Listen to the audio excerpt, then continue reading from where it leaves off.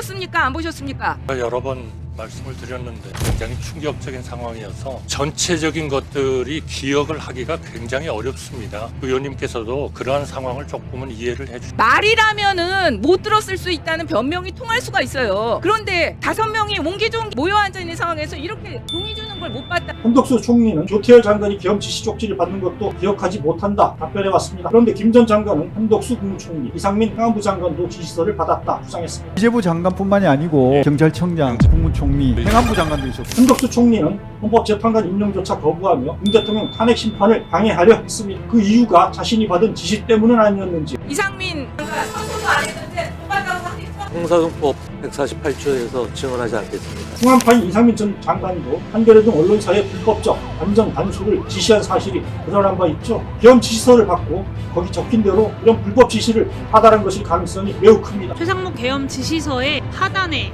쪽번호 8이 적혀 있었다고 합니다. 합리적으로 보면 최소 앞에 7장의 계엄 지시서가 더 있었다는 이야기입니다. 추후에 부른 국무위원들 중에 임무가 배정됐던 사람은 명확합니다. 남는 사람은 이상민, 박성재, 김영호, 한덕수 그리고 조태용 증인인 겁니다. 이 사람들은 어떤 불법적 지시를 받았는지, 왜 이런 사실을 꽁꽁 감춰왔는지 밝혀내야 합니다.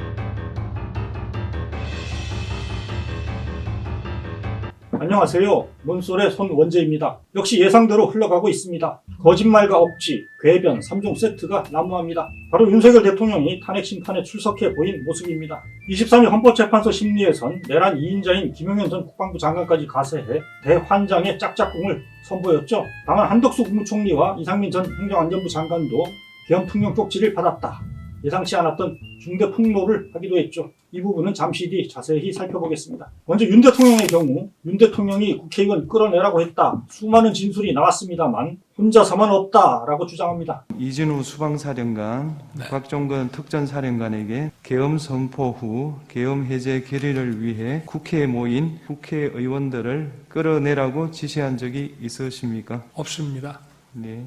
그러나 바로 다음 날 이를 뒤집는 증언이 쏟아졌죠. 대통령께서 얘기하신 그 두 번째 발언에 관련된 것은 분명하게 제가 사실이라고 다시 한 번 더 말씀을 드리고 필요한 사실들은 정확하게 다 말씀드려야 된다고 생각을 해서 제 의지대로 말씀을 드린 겁니다. 홍장원 전 국가정보원 1차장도 윤 대통령이 국회의원 등의 체포를 지시한 사실을 거듭 밝혔습니다. 텍스트를 직설화법으로 원하신다면 그대로 말씀드리겠습니다. 조금 좀 강한 어투라서 말씀드리기가 좀 어렵습니다만 하여튼 이번에 다 잡아들여서 싹 다 정리해라 라고 말씀하셨습니다. 박접사에 자금이면 자금, 인원이면 인원 무조건 지원해 라고 말씀하셨습니다. 윤 대통령은 최상목 기획재정부 장관에게 비상 입법기구 관련 예산 편성 쪽지를 준 적이 없다 이런 주장도 했죠. 국가 비상입법기구 관련 예산을 편성하라는 쪽지를 기획재정부 장관에게 준 적이 있으십니까? 저는 이걸 준 적도 없고 나중에 이런 계엄을 해제한 후에 한참 있다가 언론에 뭐 이런 메모가 나왔다는 것을 기사에서 봤습니다. 근데 그 기사 내용도 조금 부정확하고 그러면은 이거를 만들 수 있는 사람은 국방장관밖에 없는데 그때 이제 구속이 돼 있어서 구체적으로 확인을 못했습니다. 그런데 그 내용을 보면 좀 그 내용 자체가 좀 서로 좀 모순되는 것 같기도 하고 그런데 하여튼 뭐 그 부분에 대해서는 그렇습니다. 지난달 국회 본회의에서 최 장관이 한 증언과 정면으로 배치됩니다. 대통령이 들어가시면서 제 이름을 저를 보시더니 저 참고 자료 이거 참고하라고 하면서 하니까 옆에 누군가가 전 잘 모르겠어요. 누군가가 저한테 자료를 하나 줬습니다. 근데 자료가 접혀 있었습니다. 자료가 접혀 있었습니다. 옆에 누군가가 주긴 했지만 분명 윤 대통령이 참고하라 했다는 겁니다. 윤 대통령이 이걸 준 적도 없고 내가 직접 건네지는 않았으니 난 책임이 없다 이런 얘기일 겁니다. 그러나 윤 대통령이 콕 집어 최 장관에게 참고하라 말하는 순간 쪽지가 건네졌다는 건 윤 대통령이 쪽지 내용에 대해 알고 있었고 사실상 쪽지 내용을 실행하라 지시한 것이 아니고 무엇이겠습니까? 윤 대통령이 이거를 만들 수 있는 사람은 국방장관밖에 없는데 준 적이 있느냐 물었는데 만든 건 국방장관이다. 사실 엉뚱한 대답을 한 겁니다. 자신이 안 줬다면 국방장관이 줬다거나 다른 누군가가 줬다고 대답하면 될 텐데 교묘하게 논점을 바꿔치기 하는 수법입니다. 당연히 이런 구체적 지시를 일일이 대통령이 만들지는 않았을 겁니다. 실무 책임자인 김영현 국방장관이 작성을 맡는 건 통상적인 프로세스입니다. 그러나 이 또한 윤 대통령이 결국 다 보고받고 승인하는 과정을 거치지 않았을 리 있겠습니까? 내가 직접 주지는 않았다. 만든 건 김영현이다. 이런 식의 잔기술을 부려봤자 윤 대통령이 참고하라고 지시하고 부하를 직접 건네줬다. 본질은 결코 가려지지 않습니다. 실제 최 장관에게 쪽지가 건네지던 순간 김영현 국방장관은 그 자리에 있지도 않았던 걸로 밝혀졌죠. 최상목 부총리에게 문건 지시를 했다. 그 시간에 김영현 국방장관은 정군 주요 지휘관 회의를 진행하고 있었습니다. 12월 3일 저녁 10시 20분 합참 엘리베이터 근처에서 김영현 장관을 만났다고 했습니다. 1층에서 장관님이 타셨고 자리에서 김영현은 합참 전투통제실로 가자 11시 10분까지 계속해서 합참 전투통제실에 김영현 장관이 있었죠? 예, 그렇습니다. 심지어 윤 대통령에게서 직접 최 장관이 받았던 것과 같은 A4 용지 한 장짜리 지시문을 받았다. 다른 장관의 증언도 나왔습니다. 본인이 대통령으로부터 직접 쪽지를 받은 것은 맞다. 맞습니다. 제가 앉자마자 건넸기 때문에 최 장관에게 건네진 쪽지에 8이라는 페이지 수가 기재돼 있다. 사실도 드러났습니다. 최 장관과 조 장관 외 다른 장관이나 기관장들에게도 계엄과 관련한 지시사항이 담긴 A4 용지가 전달됐을 것이다. 의혹이 나옵니다. 최상목 경제부총리가 받은 계엄 지시서에 하단에 쪽번호 8이 적혀 있었다고 합니다. 합리적으로 보면 최소 앞에 7장의 계엄 지시서가 더 있었다는 이야기입니다. 7시 반에 경찰청장과 서울청장이 한 장씩 받았습니다. 여기까지 2장입니다. 조태열 외교부 장관이 한 장을 받았습니다. 3장입니다. 추후에 부른 국무위원들 중에 임무가 배정됐던 사람은 명확합니다. 비상입법기구 예비비를 마련해야 되는 최상목 경제부총리, 의료인과 관련돼서 임무를 줘야 했던 조규용 장관이 있었죠. 포고령에 따라. 그렇게 줬다고 하면 총 5장입니다. 그러고도 3장이 남습니다. 김용현 장관 안 받았을 거고, 그럼 남는 사람은 이상민, 박성재, 김영호, 한덕수 그리고 조태용 증인인 겁니다. 8쪽이 마지막이 아니라면 더 있을 수도 있는 거고요. 김영호 증인 받으셨습니까? 계엄 지시서? 못 받았습니다. 조교홍 증인 받으셨습니까? 받은 적 없습니다. 송미령 증인 받으셨습니까? 아니요. 오늘도 이 자리에서 이렇게 정황들이 드러나고 있는데 여전히 받은 바가 없다, 모른다라고 모두가 짠 것처럼 입을 맞춰 이야기합니다. 결국에 드러날 것이라고 생각하고요. 국무위원들에 대한 철저한 수사 다시 한번 촉구하는 바입니다. 어떻습니까? 여러 정황은 김영은 국방장관이 최소 8장으로 된 계엄 지시서를 작성하고 이를 검토 수용한 윤 대통령이 각각의 장관과 기관장에게 전달했을 가능성을 가리킵니다. 그러나 윤 대통령은 교묘한 말장난으로 진상을 흩뜨리려 하고 있습니다. 자신의 관여 책임을 회피하고 김영현 전 장관에게 책임을 떠넘기겠다라는 생각입니다. 이런 의도가 통했는지 김영현 전 장관도 윤 대통령과 말 맞추기에 나섰죠. 계엄 지시 쪽지 작성자도 전달자도 자신이라고 주장합니다. 예, 있습니다. 그런데 제가 직접 건네지 못하고 최상목 그 재경부 장관이 좀 늦게 왔습니다. 그래서 제가 직접 만나지 못해서 실무자를 통해서 전했습니다. 누가 작성한 것입니까? 쪽지를? 제가 작성했습니다. 정작 쪽지를 준 실무자가 누구인지는 기억조차 못합니다. 실무자가 누굽니까? 제가 사실은 얼굴은 익어서 주긴 줬는데 급하게 이제 제가 저쪽 그 국방부로 가야 되는 상황이라 가지고 예. 나가면서 복도에 있는 실무자를 줘서. 근데 그 실무자가 누구냐고요? 비서실 그 행정관 같은데 어처구니 없습니다. 중요한 지시문서를 어디 소속 누군지도 모르는 행정관 같은 실무자에게 쑥 건네주고 갔다는 건데요. 여러분 이런 해명이 믿기십니까? 심지어 조태열 외교부 장관에게 준 계엄 지시서도 윤 대통령이 아닌 자신이 줬다 주장합니다. 제가 그러니까 자리에 어떻게 했냐면 대통령이 앉으시고 제가 이쪽에 있었고 요 옆에 행안부 장관이 있었고 외교부 장관이 있어서 제가 직접 줄 수 없는 상황이라 대통령에게 드려서 대통령께서 이렇게 주는 겁니다. 그래요. 네. 이것도 증인이 작성을 해서 예. 증인이 전달한 셈이네요. 예, 그렇습니다. 분명히 조태열 장관은 윤 대통령이 직접 줬다고 했죠.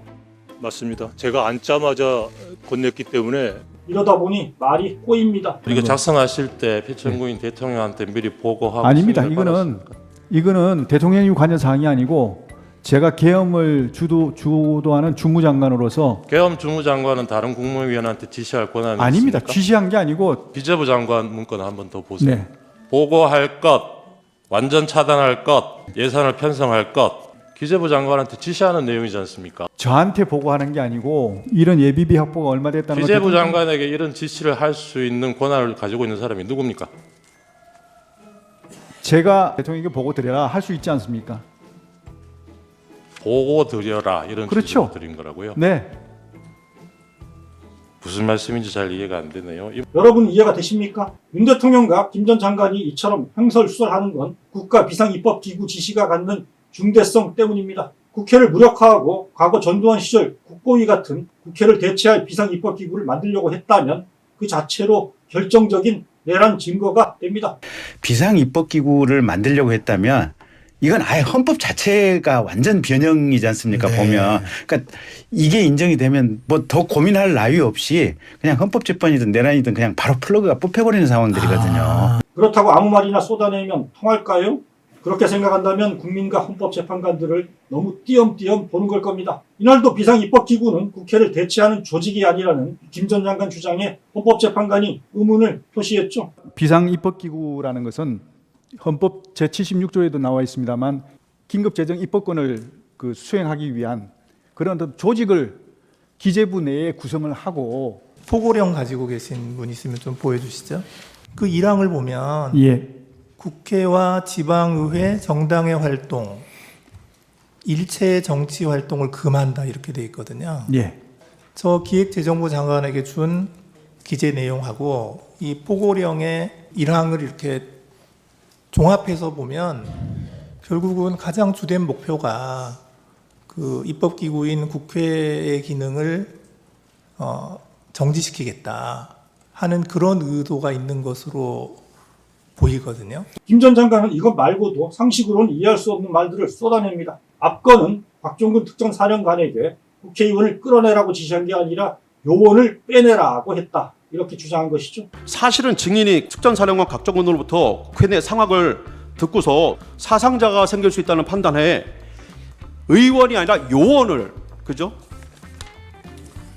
요원을 빼내라고 한 것을 김병주 국회의원이 의원들 빼내라라는 것을 둔갑시킨 것이죠. 네, 그렇습니다. 제2의 바이든 날리면인가요? 도무지 말인지 막걸리인지 헷갈릴 지경입니다.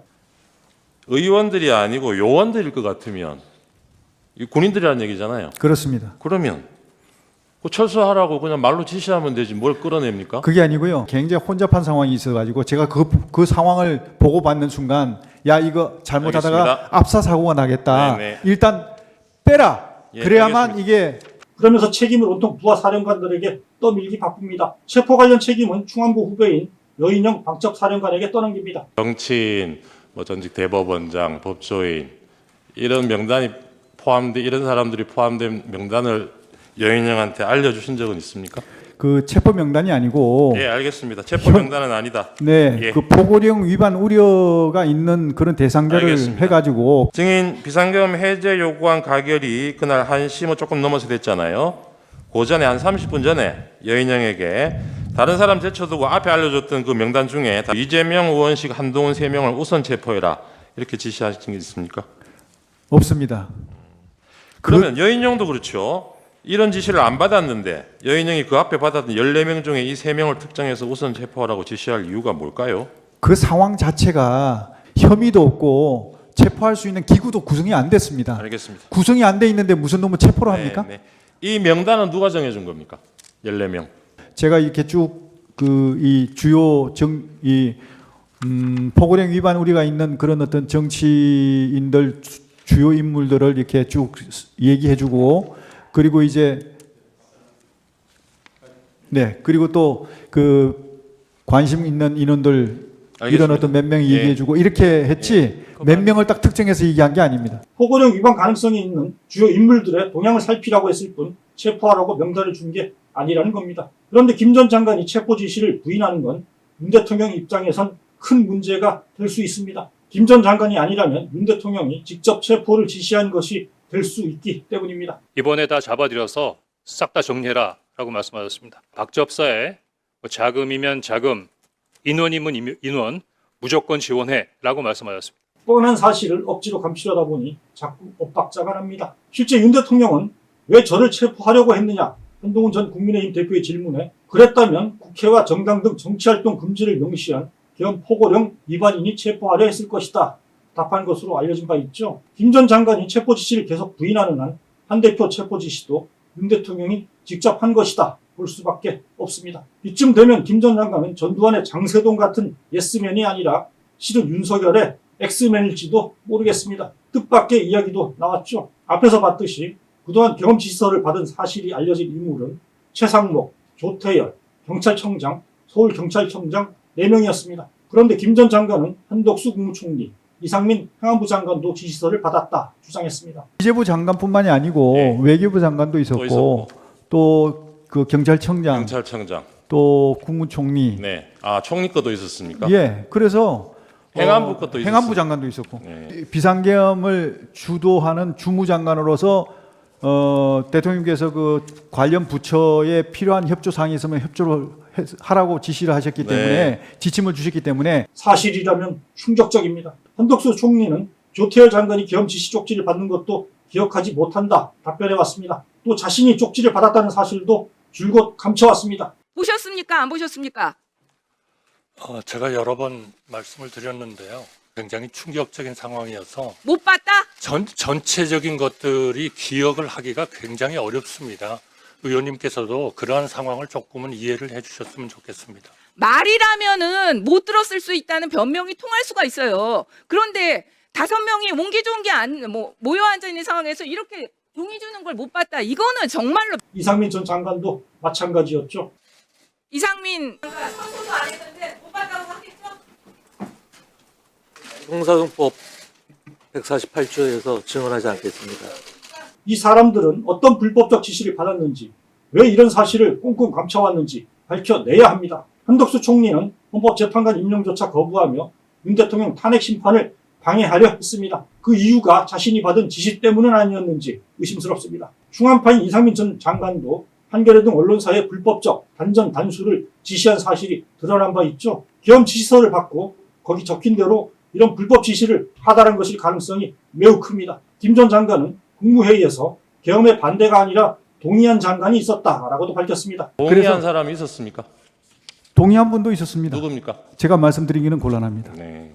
여전히 베일에 쌓인 국무위원들의 내란 동조 여부도 철저히 규명해야 합니다. 국무위원들에 대한 철저한 수사 다시 한번 촉구하는 바입니다. 이 모든 의혹을 한 점 남김없이 규명하고 합당한 책임을 물을 때 우리 사회는 내란의 그림자를 떨치고 나아갈 수 있습니다. 헌재도 윤 대통령의 지연작전에 휘둘리지 말고 신속하고 엄정하게 탄핵 심판을 진행해야 합니다. 국민을 배반한 반역자에게 하루라도 빨리 제자리를 찾아주는 것이야말로 도탄에 빠진 나라와 민생을 바로 세우는 첫걸음이 될 것입니다. 논설에서 함께 계속 주시하도록 하겠습니다.